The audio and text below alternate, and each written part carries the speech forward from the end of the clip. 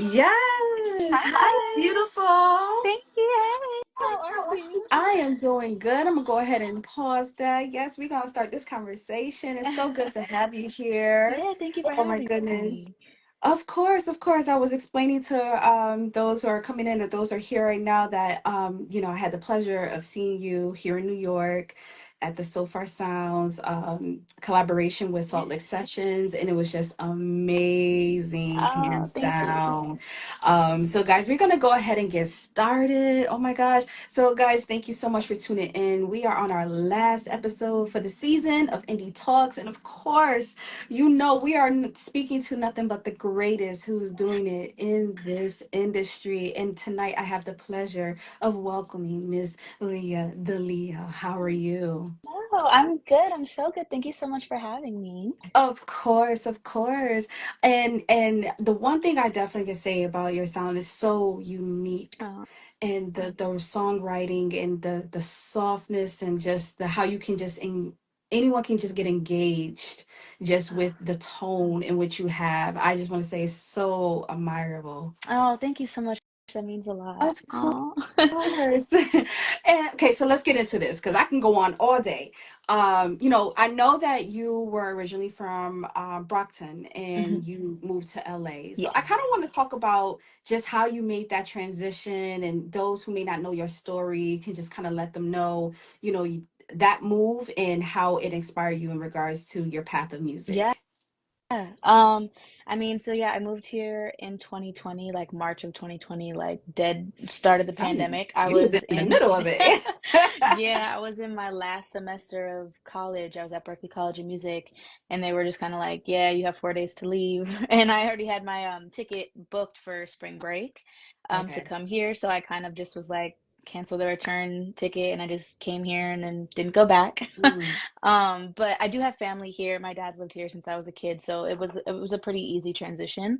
But yeah, definitely once I got here, it was definitely different because like LA is very different than Brockton, Massachusetts.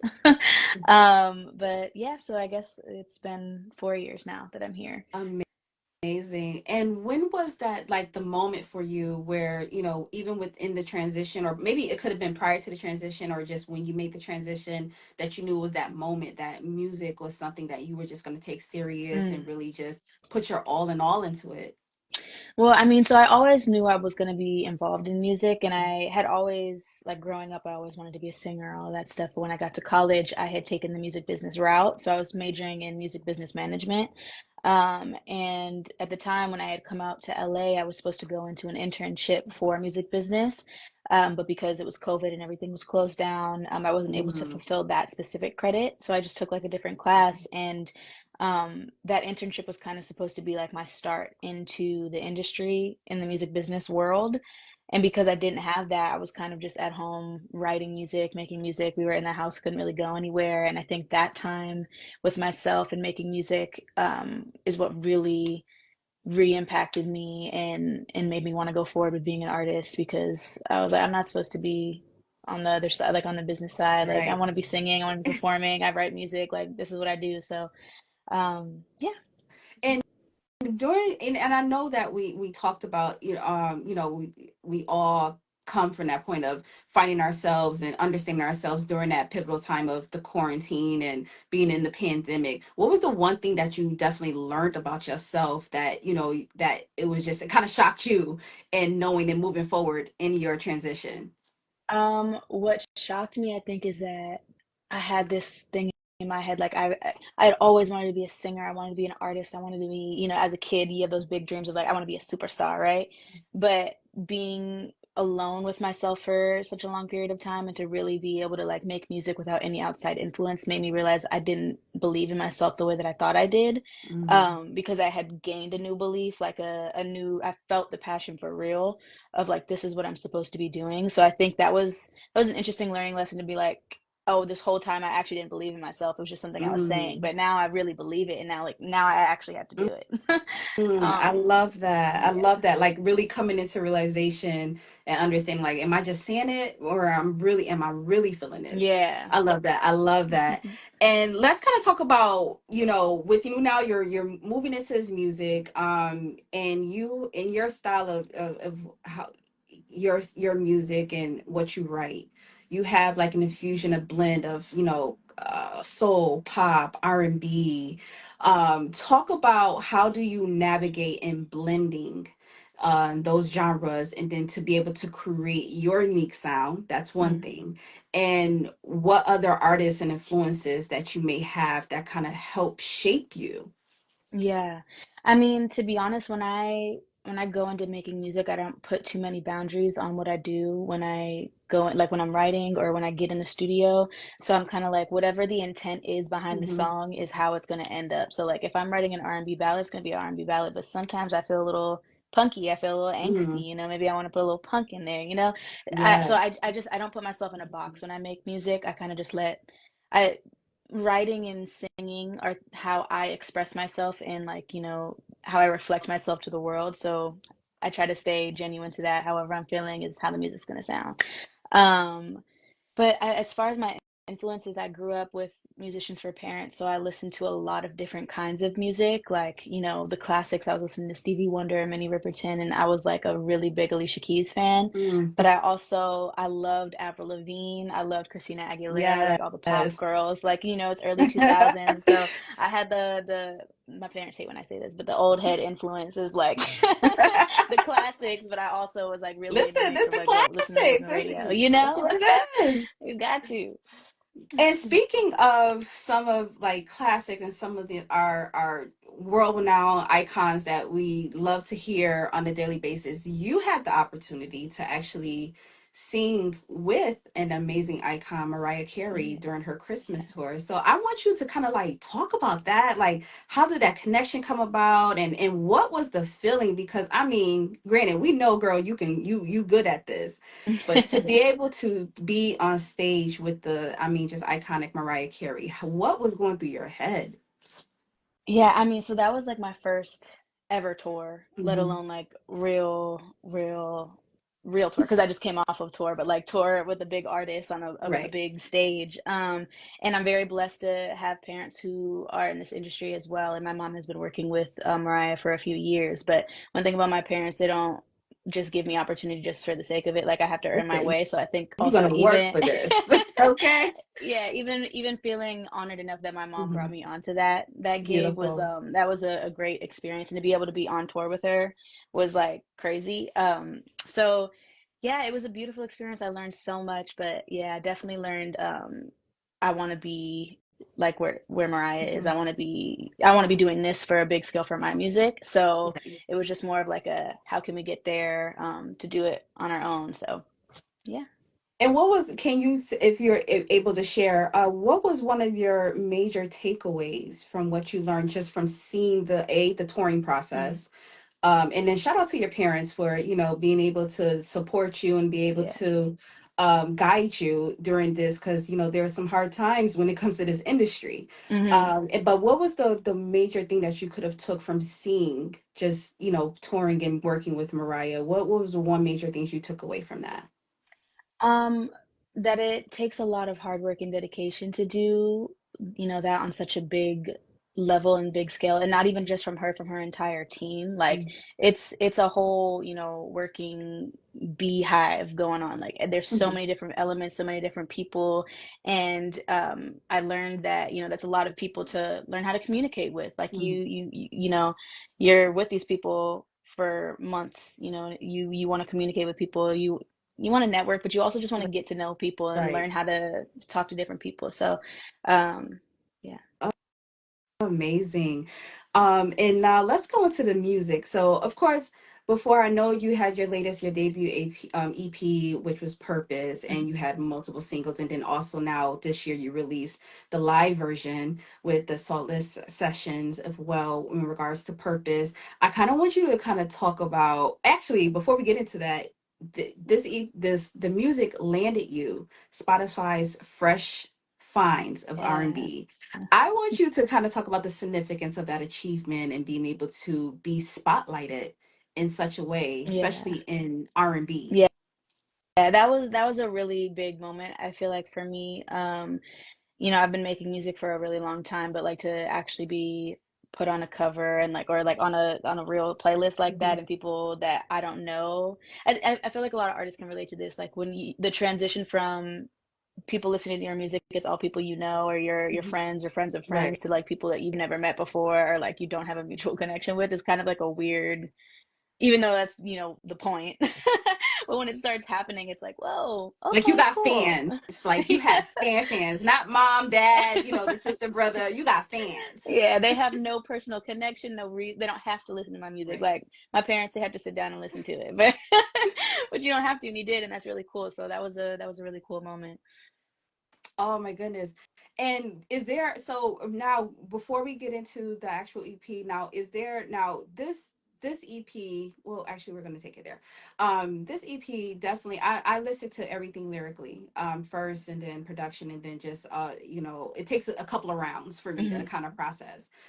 This is very emotional. It kind of talks about, growth and, learning and, being young and experiences. Talk about your creative process and developing and what inspiration you took from to pull such a vulnerable piece. Mm. Yeah. I mean, at the time, I had gone from working a job that I hated to not working at all, which was great. I had 4 months of just being able to make music, and that's kind of what was happening at that time. It was like an accumulation of everything that I had just experienced, and now I actually have time to really sit with it and write about it.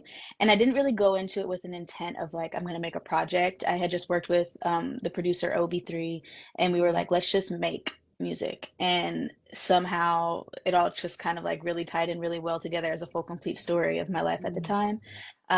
But yeah, we were really just I had time on my hands and I was able to make music and really dive into it. So Got you, got you. Now, what now? Can you say what was the hardest part, or maybe the best part of making this project? mm. I mean, the hardest part I think would have been the vulnerability of Mhm. it. Like I regard these songs as like diary entries. So like I'm Mm, talking about real experiences from my life and like to put them out for other people to listen to and like even critique or just, perceive is very vulnerable. So I think that was like it was the hardest but also the most beautiful part. Like it's why I loved it, but it was also just like the whole accepting that people are gonna like listen to, me talk mm, about mistakes that I've made or like right. things that I'm learning. The Yeah. judgment. Do you feel like it was you didn't want to hear the judgment that came from people, or I just mean, once it was out, I was kind of like, I actually felt less worried about the judgment of it. I was kind of more proud of myself because, like, honestly, at the end of the day, you can judge it. I don't really know you, so like, I just right? want you to listen to it.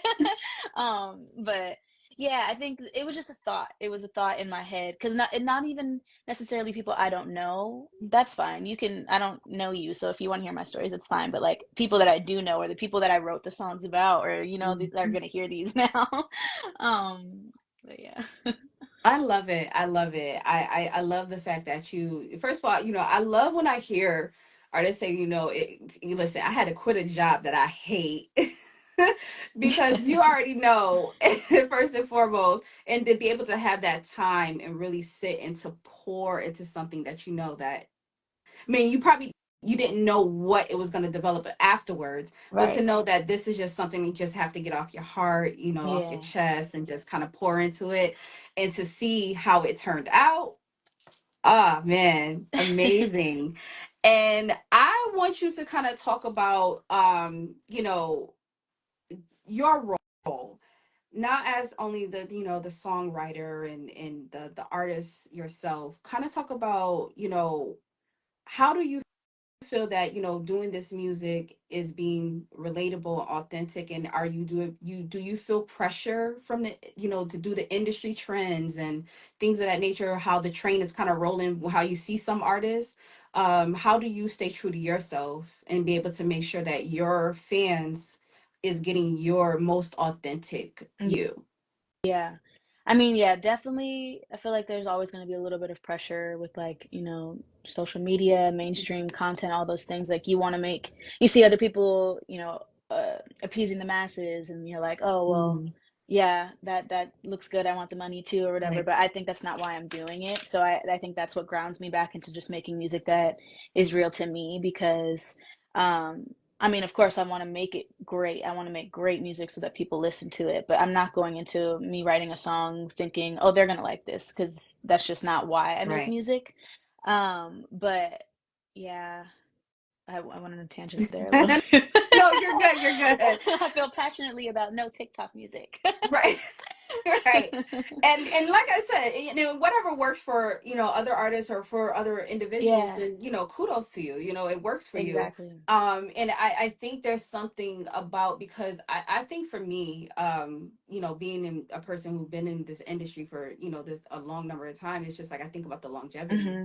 We think about artists who came out like Jasmine Sullivan and, Ari Lennox and everything like that, where people are paying a little bit more attention and giving them the flowers that they deserve now, Yeah, and them coming out however years ago. right. And I love, because of the fact that when I hear your pieces, it's just like I think about the longevity. I think about, wow, I Yeah. can hear this for time and time going on. Like I can be 10 Oh, years from now and I can hear this and I can play yeah, this and you can be like, oh, this is a groove, this is a vibe, like this is everything. yeah. um and I kind of want you to talk to us about, what is the hope that you have for your listeners? Mm, What is the most that you want them to take away from your music, that can help them, or to help you? mm, Because a lot of times artists, you learn from your fans, you learn yeah. from those who are supporting you, not only your family and friends, but also your,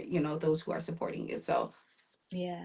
I always say I want people to find a safe place in my music the mhm, way that I find in my favorite artists. Like whether that means it's an easy listen where you can just have it on and you can chill, you can vibe, or like you're really listening to what I'm talking about and you can relate in some way. And I think a lot of time with songwriting, people can put their own stories to a song, like what it meant to me could mean something completely different to you. And I think that's some of the most beautiful songwriting. So I think that is like my main goal is just to be able to connect with my audience and from them to feel some type of personal connection to my music because I know that's what saved me time and time again with my favorite artists. So if I can do that, then I'm happy. love it, love it. And first of all, like I said, I just love every bit of your pieces. The Thank you. purpose is just amazing. I wanted to talk about, because you actually, while on tour here in the NYC, and of course we want to talk about the touring and how that was for you, and being able to put together these pieces and be able to, just take it on the road. Um, when you're lonely. Oh, I want you to kind of just definitely give us a bit of piece or behind in regards to that, because I can get an idea, but I just want to hear your story in creating that one, because that one, I mean, it really resonates with me a lot, and I'm uh, quite sure it definitely resonates with a lot of your fans as yeah, well. that one was like actually the first song I think, or maybe it was the first song I had worked on with that producer for that project, Mhm. and it was a song that I had written a while ago, probably like 3, maybe even 4 years ago now, more like 3. And I had shown it to a couple different producers, and they were just kind of like, yeah, I don't know what I can do with it. With the demo that I had, I made a little Mhm. demo, and I brought it to this producer, and I feel like Obi really brought out the emotion in it. But with the song Mhm. specifically, it was one of those like. I came home from the heartbreak and like sat in my room and like sat with a guitar and just like started writing. And I was really just feeling what I was going through at that time of realizing that somebody took advantage of me and somebody that I thought I had feelings for. But then if you listen to the rest of the project, like the whole perspective Mhm. turns around of like it wasn't really just you, it was me too. But yeah, that song actually, yeah, it means a lot to me. It was like that phrase, like the old saying, or like when you're almost breaking up with someone, was like, "Oh, it's not you, it's really me." Like Hmm. in a sense, like in a sense. Yeah. And I want you to kind of talk. And of course, we was talking. The last question that I left off with is you talking to us about the So Far tour. Partnered with Saltless Sessions. This was your actual first, your tour, and you collaborated with other amazing artists that was on that tour as Mhm. well. I kind of want to just kind of, talk about that and how was that for you? I know you guys just, went from, New York and DC and Boston, and just kind of tell us like how was that experience, and is something that you learned and took away from that touring. Yeah. Um, this tour was like a very important experience, I think, for me. Especially after coming off the Mariah tour, like it was so beautiful to be able to connect with fans in new cities. And with So Far as you don't know who's going to be at the show, they don't know who's performing. Like it's all completely random Mhm. audiences, which I thought is beautiful because everyone there is like really interested in listening to music and like they're there to listen to music, and that as an artist means the world to me. But yeah, it was a big learning experience to like show the glorified part of tour, when you got the big money, Yeah. like Mariah Carey money, and then the tour where you're kind of roughing it. But I think, I always say I got to pay my dues, so I'm gonna do what I have to do to get this thing going. And I think it was a great experience, learning experience.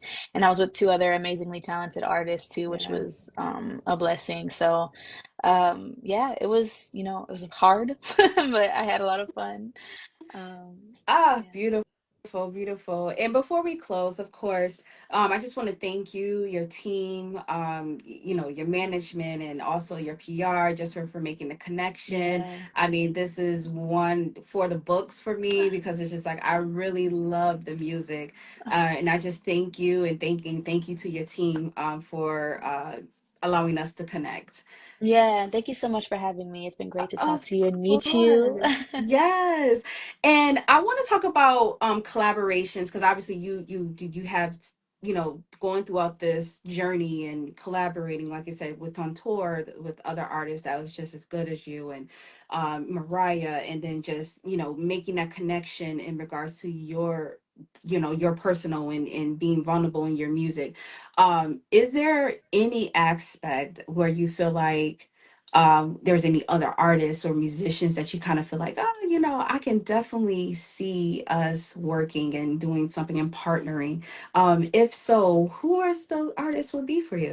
Oh, that's a good question. I feel like, my far shot heavy shooter would be definitely SZA, Ooh. obviously. But I also love Kamari. I Listen, don't know if you manifest listen. it, because it Way, may not way be that up. far off. Right. Listen, SZA, if you're listening. Yes. But I feel like I would make amazing, beautiful acoustic song with Kamari. Do you listen to Mm, Kamari? Oh, yes. I would love that. I So can yeah, definitely those are my see current that. list. That Yeah. I can see it. Yeah. Oh my gosh, that would be so wonderful. Anyone else? Anyone else? I mean, yeah, there's a lot of artists that come to mind. Destin Conrad, a lot of people, but I'm also always open to writing, so send anybody my way. Listen, I'm gonna put the deets out there. You know how they. And then of course, looking ahead for 2024. I mean, like I said, you kicked this year off with the tour. You put out some amazing music. You are doing some amazing things. What can we expect? Are we looking for a new album? Are we working on a new album? Are we doing some more touring? Are we doing some more singles? What you giving us? I have a single coming out next month, which I'm very excited about. I will be announcing officially soon. And then Oh, so we there's got a the couple exclusive. singles. We got the exclusive. Yeah, you got the Okay, we got exclusive. this. Okay. A couple more singles and then a project at the top of next year. So I am working on a few things that I'm very excited to share. Yes, yes, yes, yes. And then of course, last but not least, one of our favorite questions we love to ask artists. Can you share any words of encouragement, or just some advice in regards to musicians or artists that are starting out, or who may have came to a stop or a pause but want to re-enter?